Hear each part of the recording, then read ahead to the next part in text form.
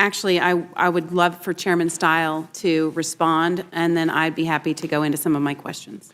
Well, I think what's so important is that we're making sure that people are participating in our elections. And what we have seen time and again is the integrity in our elections increase. People are more likely to participate. It's actually the reason when we introduced a series of election integrity bills that we did that in Atlanta, Georgia. Because I think a lot of people remember the lies that were spewed about the election integrity legislation in the state of Georgia. In fact, President Biden made statements that even the Washington Post called out is earning Pinocchios for being so misleading to the American people about what the state of Georgia was doing when they were implementing their voter integrity legislation. You may recall Major League Baseball bought into those lies. They moved out the All-Star game out of Atlanta.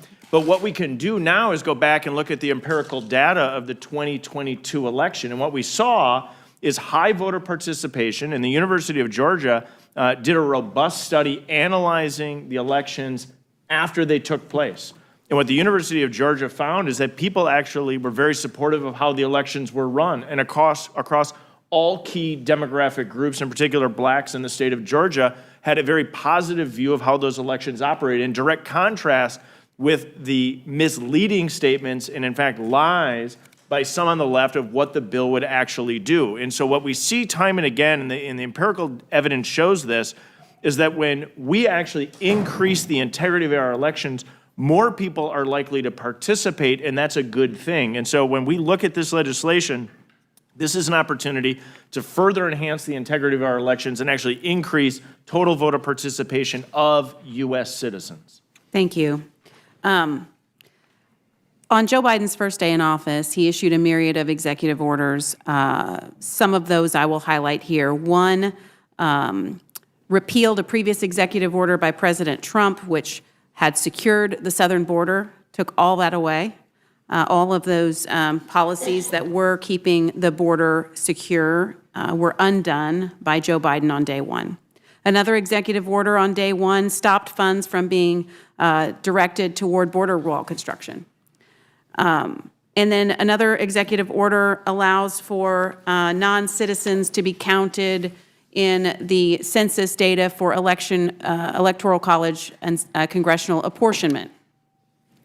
Now, under President Biden, we've seen millions of illegal aliens being released into the interior of the United States, 2 million known gotaways. The Biden administration's failure at the southern border has been well documented. It is a complete and total disaster.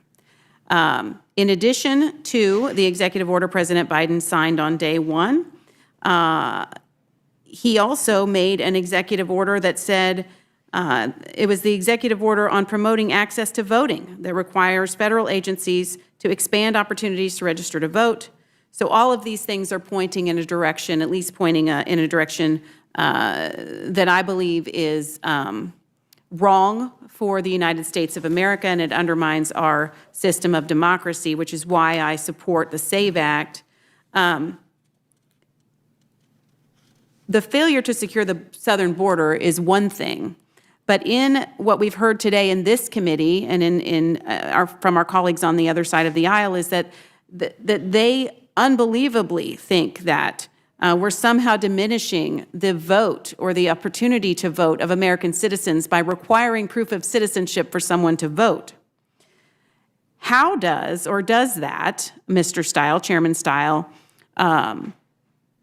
does it diminish the opportunities for U.S. citizens to express their viewpoints at the ballot box by allowing non-citizens to vote?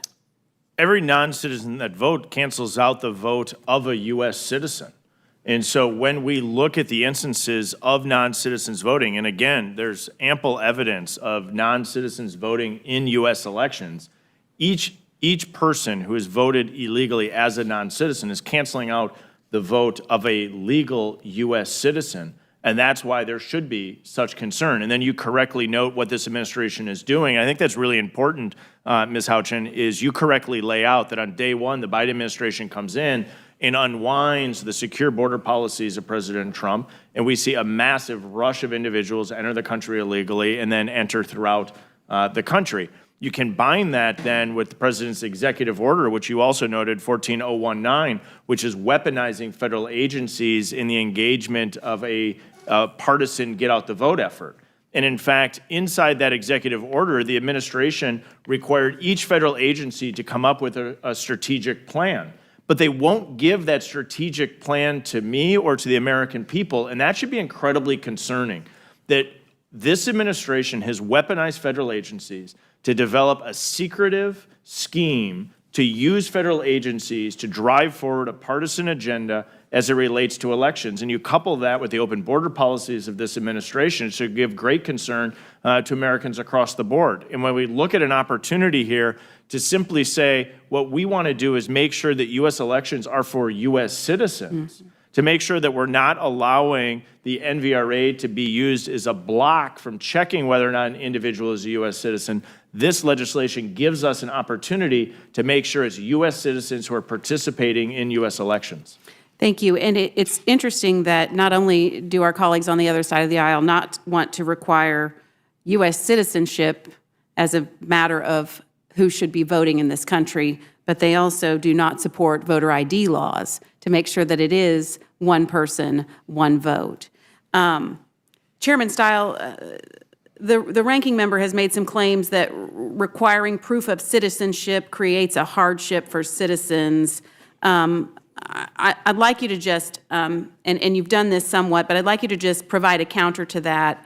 In your view, articulate why the ranking member is wrong in his claim that there's some sort of a hardship for citizens simply by requiring them to prove that they're U.S. citizens to vote. So we offer a series of opportunities for an individual to provide documentary proof of citizenship. So obviously the passport, it was referenced by my colleague that is one opportunity. We could look at Real ID for those Real IDs that have U.S. citizenship denoted on it. More states should take advantage of that inside Real ID so that it can be utilized.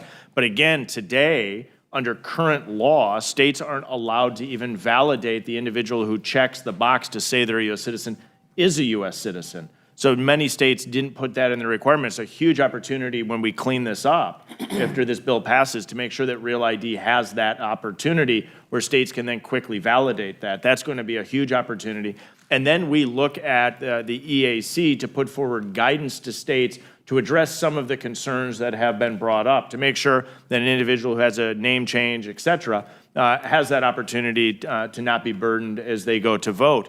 But again, under current law, states aren't even allowed to review whether or not an individual is a U.S. citizen. This bill not only gives the opportunity, but requires it, which I think is essential to make sure that it's U.S. citizens that are participating in U.S. elections. Well, thank you. Thank you for your leadership on this issue of election integrity. It's extremely important, and I yield back.